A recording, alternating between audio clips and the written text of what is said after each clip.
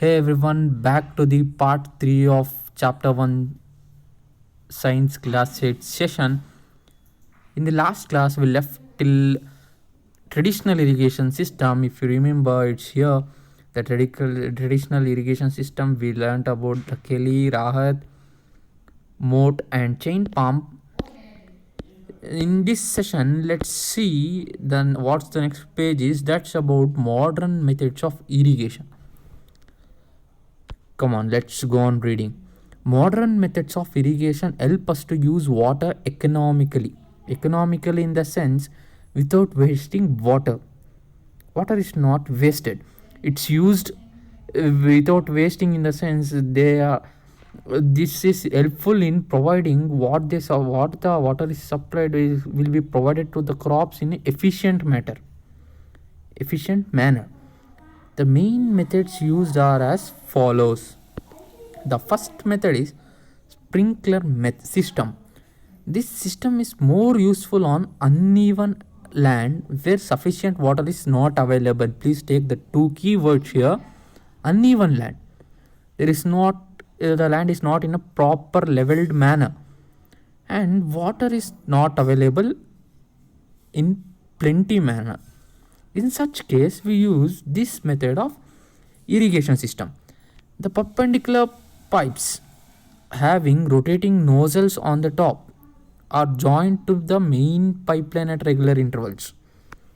Underline those things. Let me show you in the figure here. Yeah, this is the main pipeline. Can you guess this one? Water is supplied in this pipeline. This is also the pipeline, main pipeline. This one also.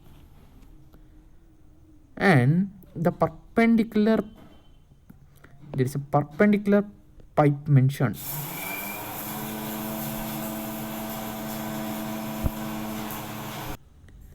Yeah, let's see which is the perpendicular line here. This is the perpendicular one. You can see this is the perpendicular one, and this is the nozzle. Can you see the purple mark here? This is the nozzle, and through the nozzle water is sprinkled. See, like this water is sprinkled. Can you see the water is sprinkled through the nozzles? That's what there in this line. When water is allowed to flow through the main pipe under pressure with the help of a pump. Yeah, you can see pump is used to lift the water from the depth in the well.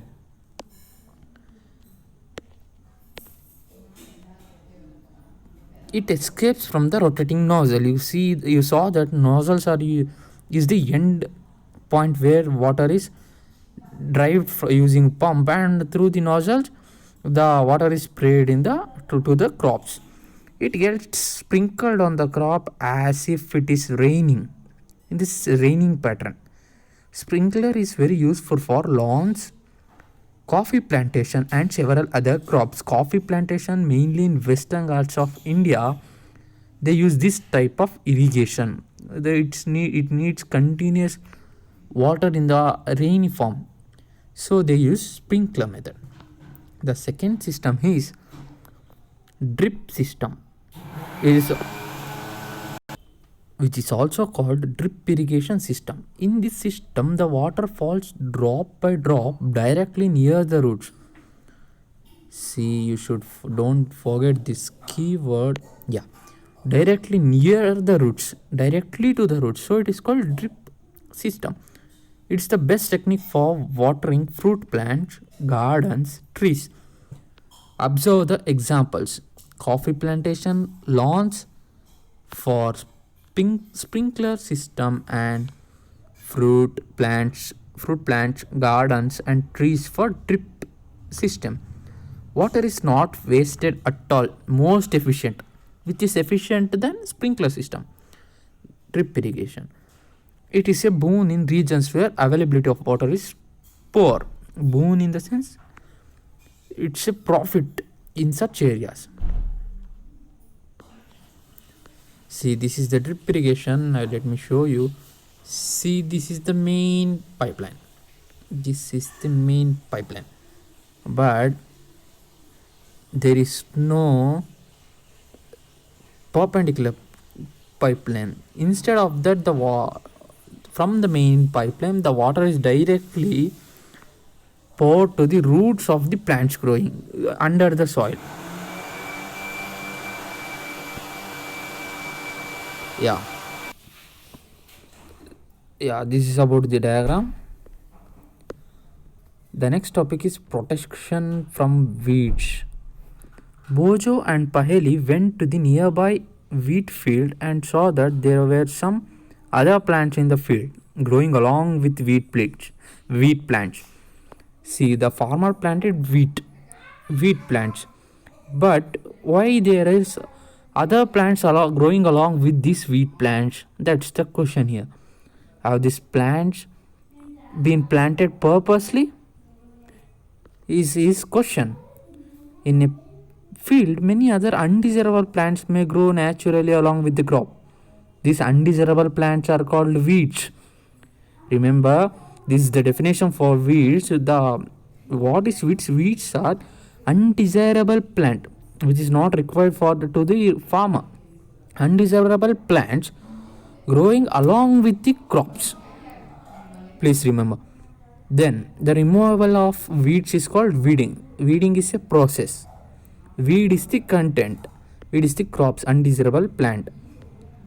Weed is necessary since weeding is necessary since weeds compete with the crop plants for water, nutrients, space and light.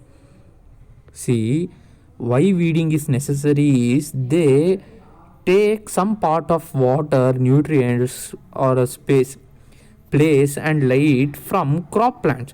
So crop plants will be suffered because their part is also shared with the weeds, so they may get insufficient nutrients to grow, insufficient credentials to grow, so thus they affect the growth of crop. See, if its things are shared with weeds, then automatically it suffers, so its growth is affected. Some weeds interfere even in harvesting.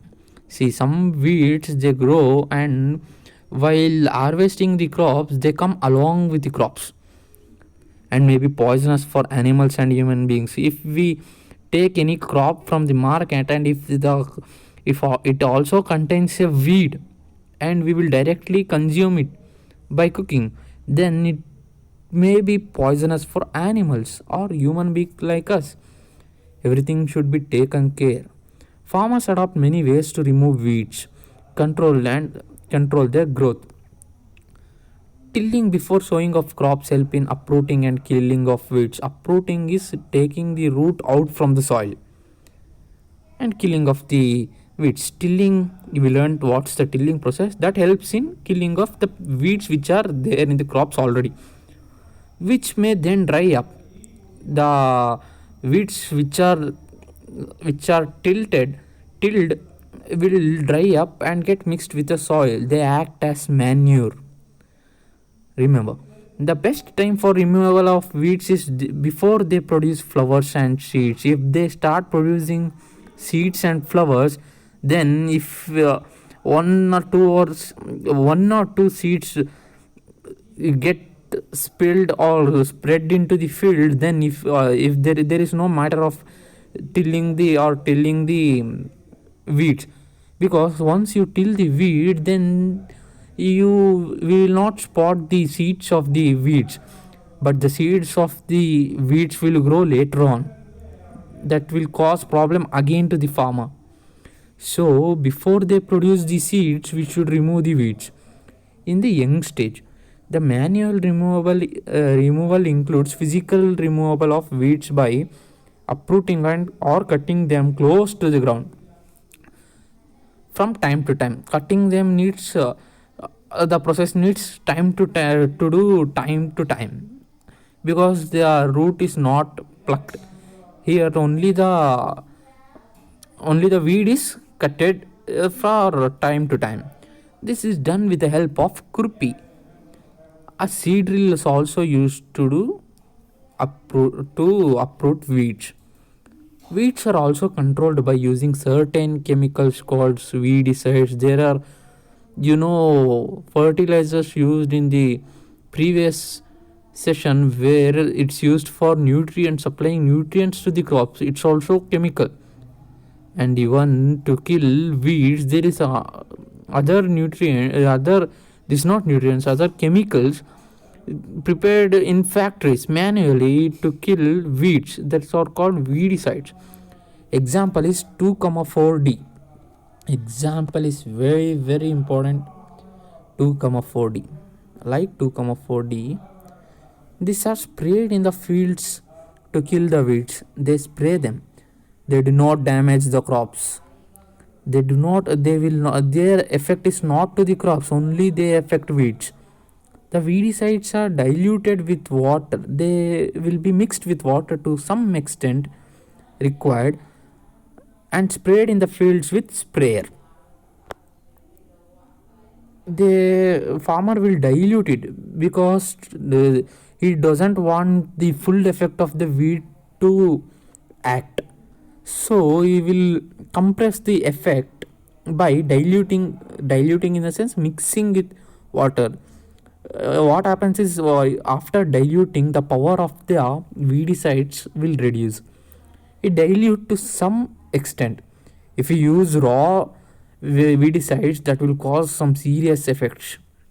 So he will dilute. See, do weedicides have any effect on person handling the weedicide sprayer?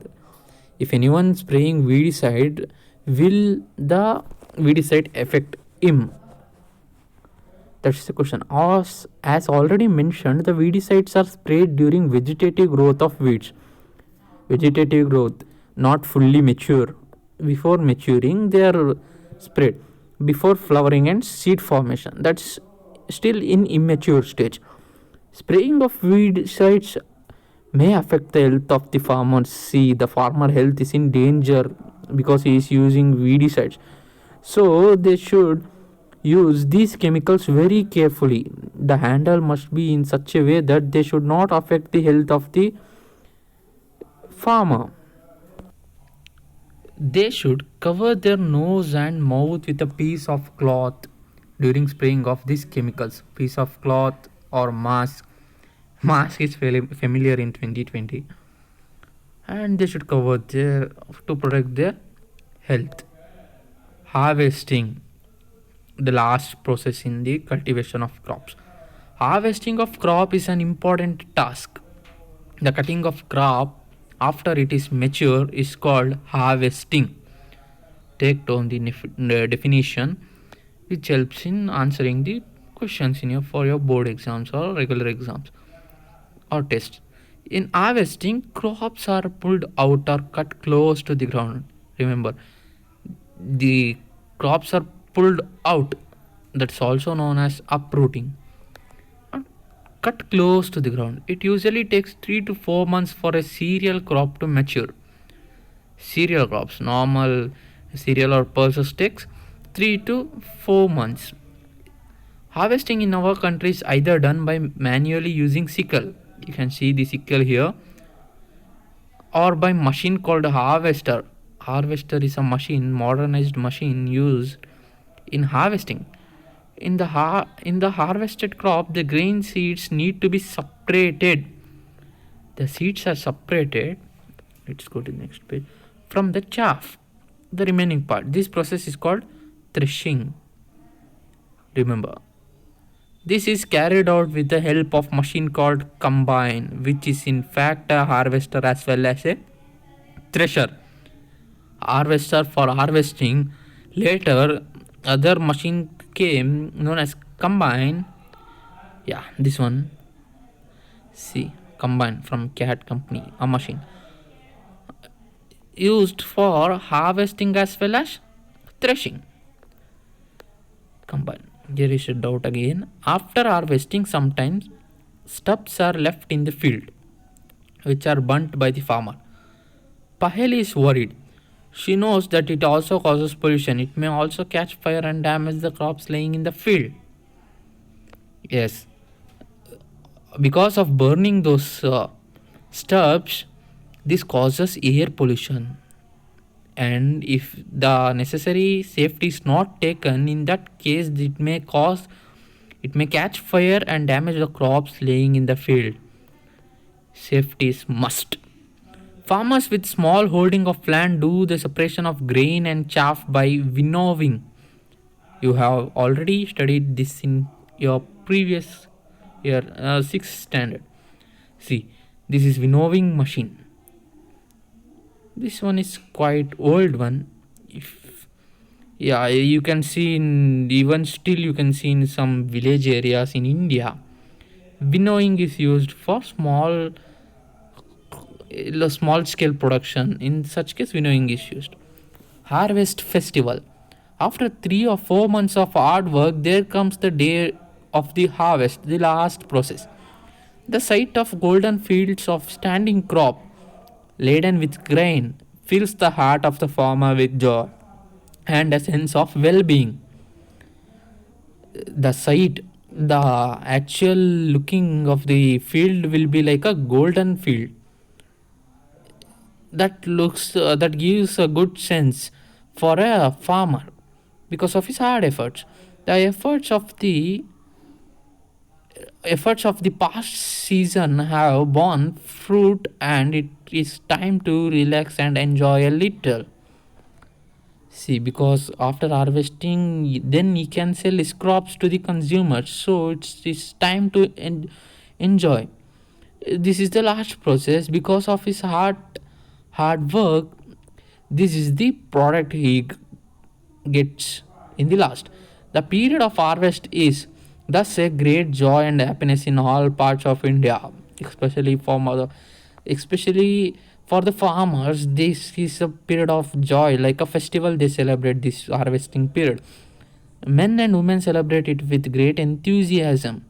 Special festivals associated with the harvesting season are Pongal, Baisakhi, Holi, Diwali, Nab- Nabanya, and Bihu.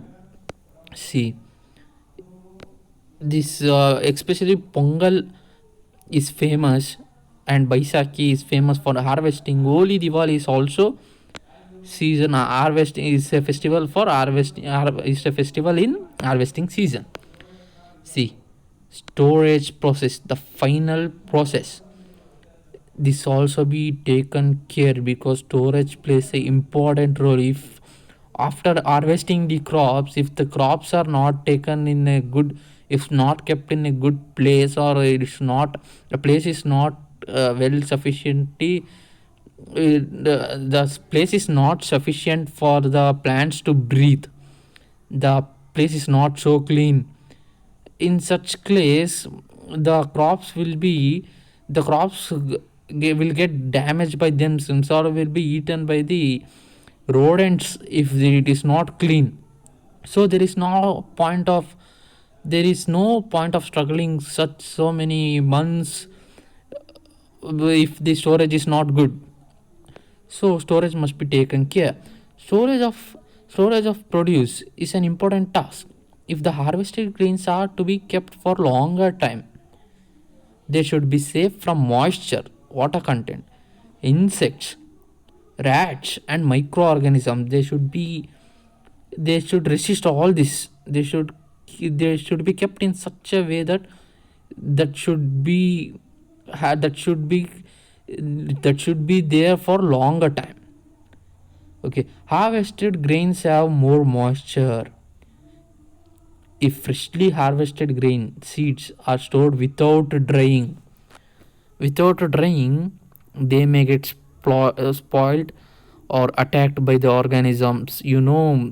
The fresh seeds or with the moisture content, it is very open to the microorganisms.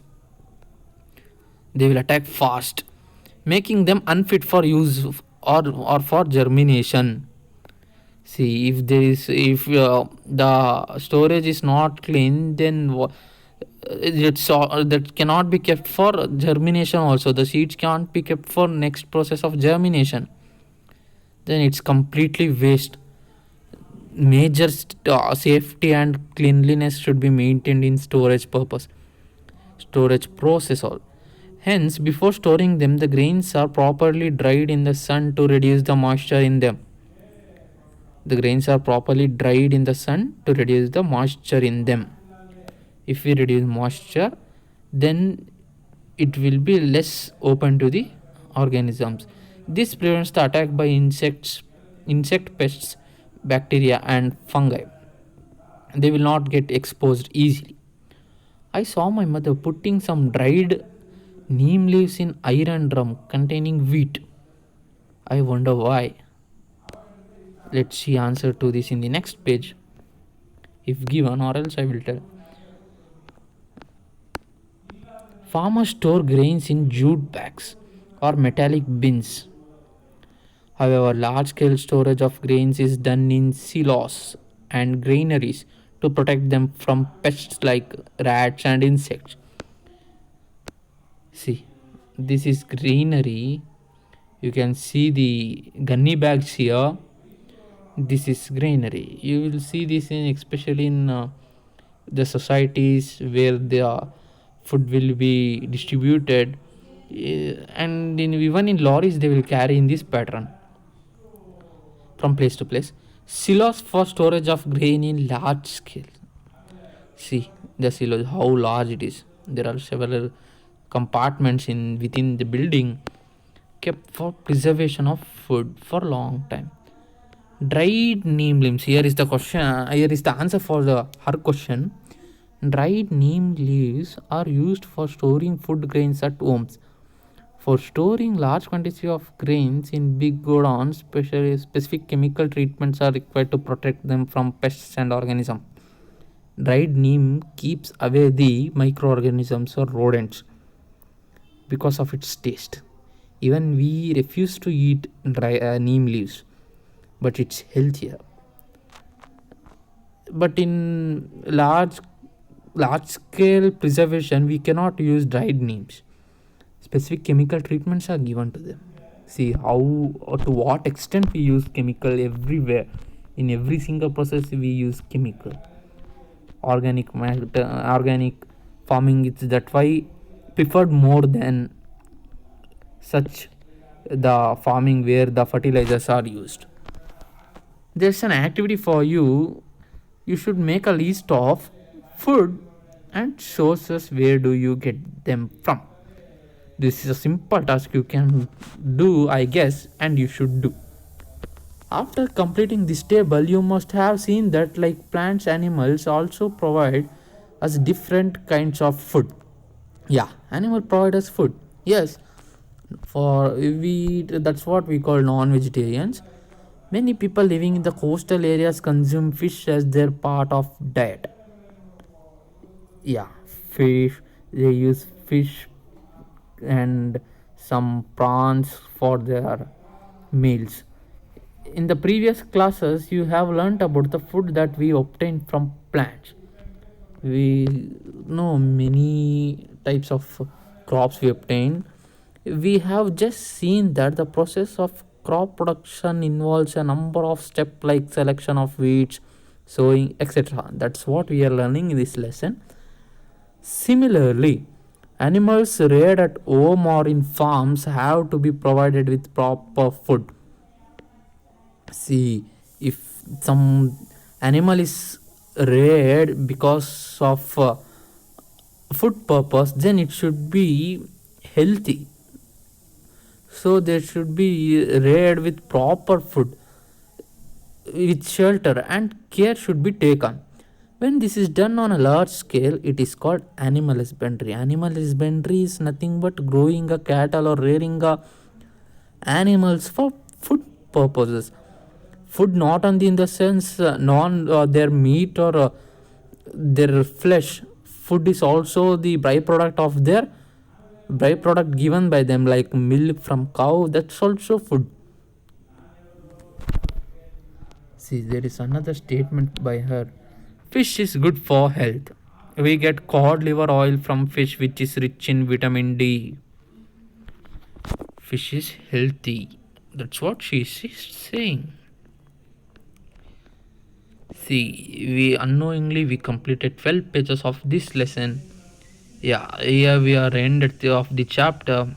See, key points, key words I need not to mention again because I have underlined or highlighted all the keywords in the keywords and definition in this lesson. Please make sure you underline those in your textbooks also. What you have learned. In order to provide food to your growing population, we need to adopt certain agricultural practices. Large scale development of crops is required.